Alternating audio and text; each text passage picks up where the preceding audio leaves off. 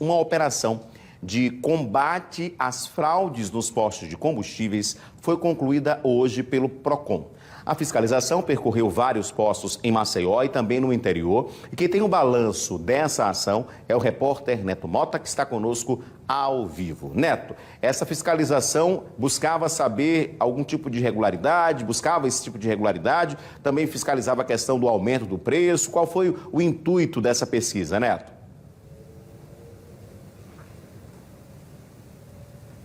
Olha, Edson, foi uma operação do Ministério da Justiça que aqui em Alagoas contou com o apoio do PROCON e começou no último dia 28 de junho. Só acabou, todos os trabalhos aí tiveram finalização ontem. Aqui em Alagoas, 22 postos foram notificados. Eu estou aqui ao lado do Guilherme Barbosa, que é assessor de governança e transparência do PROCON Alagoas. Guilherme, boa noite. Qual foi a situação que vocês encontraram nesses postos? Boa noite a todos os consumidores e consumidoras que nos assistem. Primeiro é importante a gente frisar que essa foi uma atuação integrada entre vários órgãos públicos, né? Foi aí capitaneada pela Secretaria de Operações integradas do Ministério da Justiça e contou com o apoio de vários outros órgãos, como o PROCON, a Secretaria de Segurança Pública do Estado, né, as Polícias Militar e Civil, Corpo de Bombeiros, enfim, a própria Agência Nacional de Petróleo, né? E essa operação ela tinha como objetivo combater o aumento abusivo de preços e também constatar outras irregularidades e crimes cometidas pelo setor de combustíveis, tais como formação de cartel, fraudes, né, na venda dos consumidores, né? Então, nessa operação que foi realizada aqui em Alagoas, a gente precisa dividir essas irregularidades que foram encontradas em pelo menos dois casos distintos, né? Primeiro, aquelas irregularidades que são encontradas in loco, né? Que logo ali de cara já dá para ser encontrada. Então, essas irregularidades que foram desde já visualizadas foram referentes a alterações nas bombas de combustível, né? Seja por falta de equipamentos de segurança mínimo ali que aquela bomba deveria ter, como também por incompatibilidade entre a litragem mostrada no visor da bomba e aquela efetivamente colocada nos veículos, né? Entre outras questões que também afetam e colocam esse serviço como um serviço com um vício na prestação de serviço passível aí de punição. O PROCON encontrou problema na precificação dos combustíveis comercializados? Isso é a segunda parte, né, do outro grupo de irregularidades que nós temos que analisar ainda, que são aquelas irregularidades que há indícios, né, e que a gente precisa fazer uma análise um pouco mais apurada para a gente constatar se ela houve de fato ou não. Então, nesses casos, o PROCON notificou esses postos para que eles apresentassem as 3 últimas notas fiscais de entrada dessas mercadorias, no caso desses combustíveis, para que a gente possa verificar se há proporcionalidade entre o aumento na bomba, né, para o consumidor e aquele aumento de aquisição do combustível. Também houve a questão da qualidade do combustível, né? A ANP colheu amostras, vai analisar esses combustíveis para constatar se houve ou não adulteração desses combustíveis. Depois das notificações, quais são os próximos passos?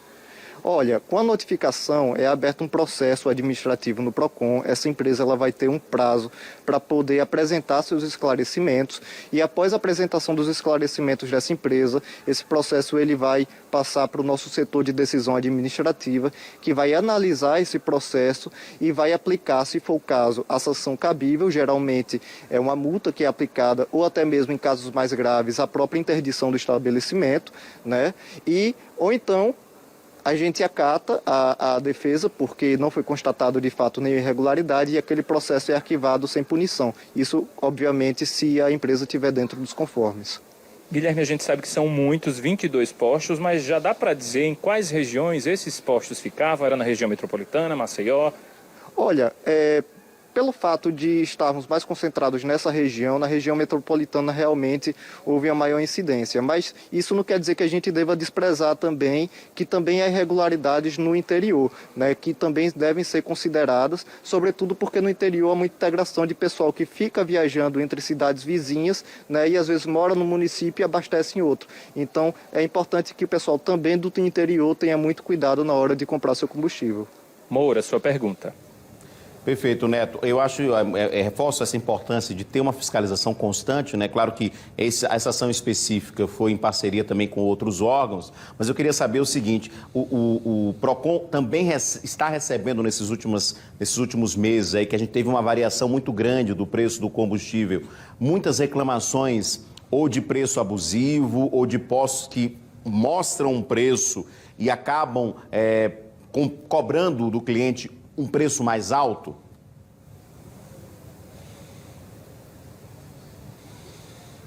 Edson, isso é constante, né? Isso é algo constante na nossa atuação.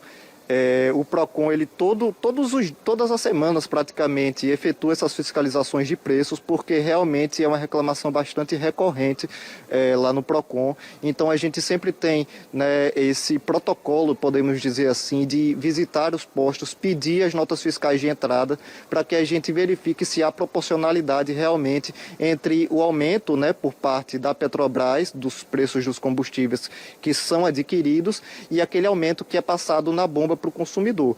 Uma prática muito recorrente, Edson, é que esses postos, antes mesmo de adquirir o combustível pelo valor aumentado pela Petrobras, né, com reajuste, ele já está passando esse reajuste, né, para o consumidor. Ou seja, ele está passando o preço novo para o consumidor, sendo que ele adquiriu pelo preço antigo. Então isso é também uma prática que é fortemente combatida pelo PROCON e nesses casos, fatalmente, vai haver uma imposição de alguma sanção administrativa.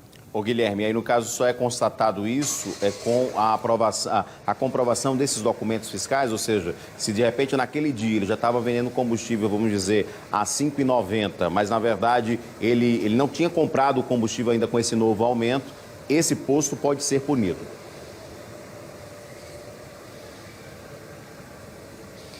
Exatamente, é porque a nota fiscal é um documento público, né, portanto de fé pública, e é o documento mais seguro que nós temos para fazer esse tipo de análise, né, porque a gente não se baseia com base em meras informações sem prova por parte desses postos. A gente precisa realmente analisar as notas fiscais para que a gente tenha um suporte objetivo de comparação para que a gente possa fazer esses cálculos e apurar se houve ou não abuso.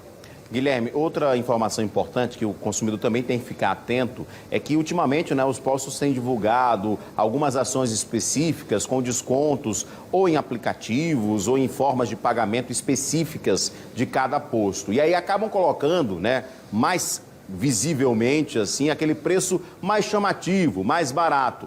Mas é preciso ser claro nessa comunicação, né? Porque, por exemplo, eu mesmo já parei no posto achando que o preço estava bom para abastecer e quando fui abastecer, ainda bem que eu perguntei antes.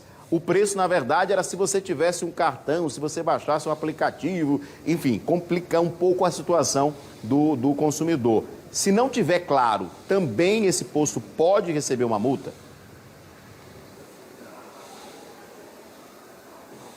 É verdade, eu também caí nessa, né?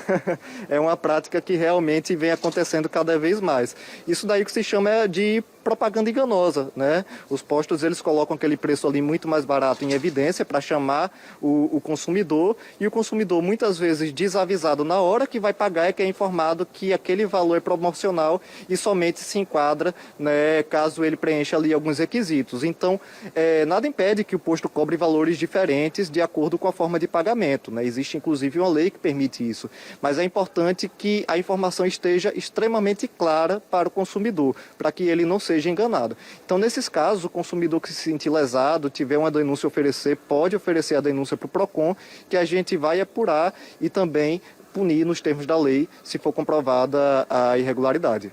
Perfeito. E você quer reforçar os contatos do PROCON? Qual é o número? Enfim, é 151, não é isso o número?